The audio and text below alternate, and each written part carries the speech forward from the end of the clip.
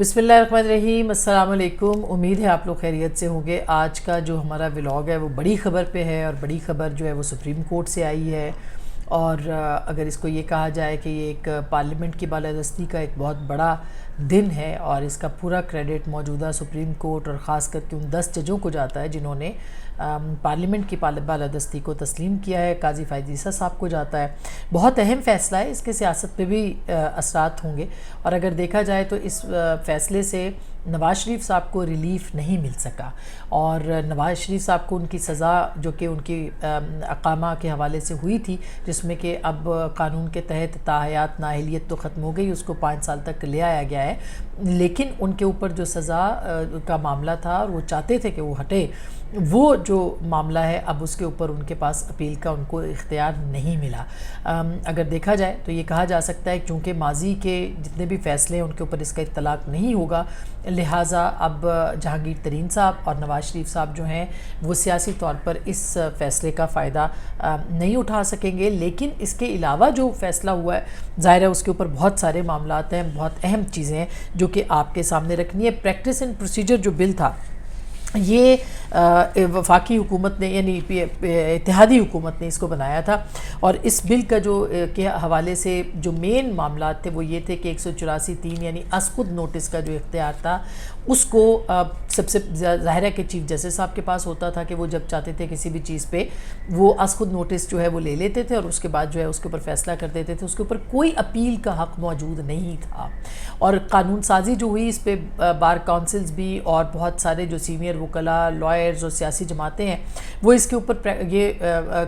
मुतालबा कर रही थी कि इसको रेगुलेट किया जाए। ये एक डिक्टेटरशिप है, ये एक मुतलकुल अनानियत है जिसका कि फ़ायदा सुप्रीम कोर्ट उठाती है और सुप्रीम कोर्ट के चीफ जस्टिस खास करके उठाते हैं। ये जब फ़ैसला ये कानून बनाया गया तो इसमें ये अपील का हक़ भी दिया गया इस फ़ैसले के हवाले से कि जो भी फ़ैसला असखुद नोटिस पे होगा उसके ऊपर या जो भी फ़ैसला जो है वो किया जाएगा सुप्रीम कोर्ट में, उसमें नज़रसानी का भी एक अपील जो है वो की जा सकती है, और ख़ास करके असखुद नोटिस के हवाले से। और फिर इसके अलावा ये भी इसके अंदर ये बताया कहा गया था कि जो 184(3) है उसमें भी बेंच बनाने का इख्तियार भी कमेटी के पास होगा, और इसके अलावा जो आप उससे पहले जज साहिबान अपनी मर्ज़ी से बेंच बनाते थे, अपनी मर्ज़ी के हम ख्याल जजेस जो है वो लगाते थे, जो कि आपने जस्टिस अता बंदयाल साहब के दौर में देखा कि किस तरह से उसका इस्तेमाल जो है वो किया गया। तो ये भी था, और 184(3) का इख्तियार के असखुद नोटिस का जो इख्तियार है, मसलन आपको याद होगा कि इंतखाबात के हवाले से एक जो पटिशन थी वो पटिशन थी दो जजों के उसके एक डोगर साहब के जो कि एक CCPO थे, CCPO पंजाब एक डिस्ट्रिक्ट के थे, और उनकी ट्रांसफ़र की और पोस्टिंग का मामला था जो कि सुप्रीम कोर्ट के सामने था, और उसमें से एक असखुद नोटिस निकाला गया और चीफ जस्टिस साहब ने जो है वो इंतखाबात के हवाले से कह दिया कि जी इंतखाबात जो हैं वो करवाए जाएंगे। और फिर आपने देखा उसके बाद क्या क्या फिर सूबाई असम्बलियों की तहलील का मामला और दीगर तमाम मामला। तो ये एक जो चीज़ थी इसके ऊपर काफ़ी ज़्यादा तवील बहस जो है वो इसके ऊपर हो रही थी। और फिर दिलचस्प बात यह कि जब ये कानून बन गया और इस पे ये कह दिया गया कि चीफ जस्टिस साहब के इख्तियारात जो हैं वो इख्तियारात नहीं हैं, बल्कि वो अपने इख्तियार को डिक्टेटर्स की तरह इस्तेमाल नहीं कर सकेंगे, वो एक बेंच बनाएंगे, वो एक 3 रुकनी जो सीनियर मोस्ट जज हैं उनकी कमेटी बनाएंगे, और उसके साथ असखुद नोटिस लेने की तैयारी करेंगे। वो बेंच उसके ऊपर उनके जितने भी जो भी मामला आएगा उसके ऊपर उस कमेटी की मुशावरत के साथ जो है वो बेंच बनाएंगे। तो जनाब अता बंदयाल साहब जो हैं उन्होंने इस इख्तियार को अपने इख्तियार को अपने हाथ में रखने के लिए इस बिल को जो है वो इस पे स्टे कर दिया। इससे पहले जो रिव्यू एंड जजमेंट का आया उसको उन्होंने मुअत्तल कर दिया और पार्लियामेंट को वापस भेज दिया। तो यानी कोई भी अपने इख्तियार वापस करने के मूड में नहीं था। और जस्टिस अता बंदयाल साहब तो मेरा ख्याल है माजी में मेरा ख्याल है सबसे ऐसे वाहिद चीफ जस्टिस यानी चंद चीफ जस्टिस साहिबान में से हो गए जिन्होंने अपने इख्तियार का भरपूर इस्तेमाल किया। इससे पहले इफ्तिखार चौधरी साहब थे जो कि अदलिया बहाली तहरीक के बाद आए थे, और फिर आपने देखा कि उन्होंने एक अदाकारा की शराब की बोतल के ऊपर भी असखुद नोटिस जो है वो लिया। ये तारीख का हिस्सा है और इस तरह से बहुत इज़्ज़त है उनके लिए, लेकिन کارکے جو انٹرنیشنل پاکستان کی ڈیلز تھیں، کارکے کے اوپر بجلی کے جو پلانٹ لگانے تھے، اس کے علاوہ جو ادارہ یعنی ایک انٹرنیشنل یہ کمپنی تھی جس کے ساتھ پاکستان کی ریاست نے معاہدہ کیا تھا، اسی طرح سے آپ دیکھیں کہ جو ریکوڈک تھا اس کے اوپر، اور پھر یہ اتنے دو اہم معاملات تھے، 3 بلکہ کیسز، جس کے اوپر سپریم کورٹ نے سو موٹو لیا اور یہ ڈیلیں ختم کر دیں، جس کے بعد پوری دنیا ہمارے ساتھ جو ڈیل کرنے سے پہلے جو ہے وہ کتراتی تھی بھی۔ حال ہی میں آپ نے دیکھا ہوگا ورلڈ بینک نے کیا لکھا ہے کہ پاکستان جو ہے وہ پی آئی اے کی نجکاری کے حوالے سے پہلے اپنی عدالت کے طرف سے اطمینان ہونے دے، اور بہت سی چیزیں۔ تو کارکے کی ڈیل نے اربوں ڈالرز پاکستان کو جو ہے وہ ہر جانا اس پہ بھرنا پڑا، اسی طرح سے ریکوڈیک کے اوپر پاکستان کو نقصان ہوا۔ تو ایسے بہت سارے بے شمار غلط فیصلے جن کے اوپر کوئی نظر ثانی کا اختیار یا اپیل کا حق جو تھا وہ موجود نہیں تھا، جو کہ بنیادی حقوق کے خلاف جو ہے سمجھا جاتا ہے۔ اچھا، جو نواز شریف صاحب کا کیس ہے اس کے اندر ان کا جو کیس تھا اقامہ کے اوپر جو ان کی نااہلیت ہوئی تھی، وہ تو ایک قانون سازی اور ہو گئی جس میں کہ 5 سال کے لیے کہہ دیا گیا کہ اب یہ 5 سال کے لیے جو ہے ان کے اوپر جو معاملات ہیں ان کی نااہلیت اس کو محدود کر دیا گیا، جس کا فائدہ عمران خان صاحب کو بھی ہوگا۔ لیکن دوسری جانب اگر آپ دیکھیں تو نواز شریف صاحب سزا کی معطلی چاہتے تھے، جو ان کو سزا دی گئی تھی اس کے اوپر، کہ یہ گو کہ وہ اپنی سزا پوری کر چکے ہیں، لیکن ان کا یہ تھا کہ وہ شاید آئیں گے اور اپنی سزا کے خلاف اپیل کریں گے اور ان کو ریلیف ملے گا نظر ثانی کا۔ تو آج ایک میجورٹی کے اس میں اگر دیکھا جائے تو اس ماضی کے جو اطلاق ہے اس کی مخالفت کی ہے، 1 ووٹ سے 8-7 کے ووٹ سے جو ہے وہ یہ مخالفت کی گئی ہے، اور اس میں ماضی کے جو اطلاق ہے فیصلوں پر، اس میں جسٹس اعجاز الحسن، جسٹس منیب، جسٹس شاہیہ، جسٹس مظاہر اکبر، جسٹس محمد علی مظہر، عائشہ ملک، جسٹس صاحبہ، جسٹس سید حسن اظہر رضوی اور جسٹس شاہد وحید جو ہیں، انہوں نے ایک یعنی میجورٹی میں چلے گئے اور کہا کہ ماضی کے جو فیصلے ہیں ان کے اوپر اپیل کا حق نہیں ملنا چاہیے،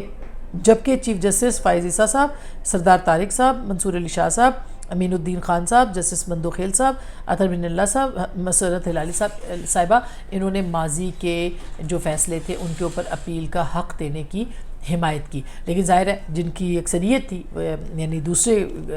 گروپ کی جسے کہنا چاہیے وہ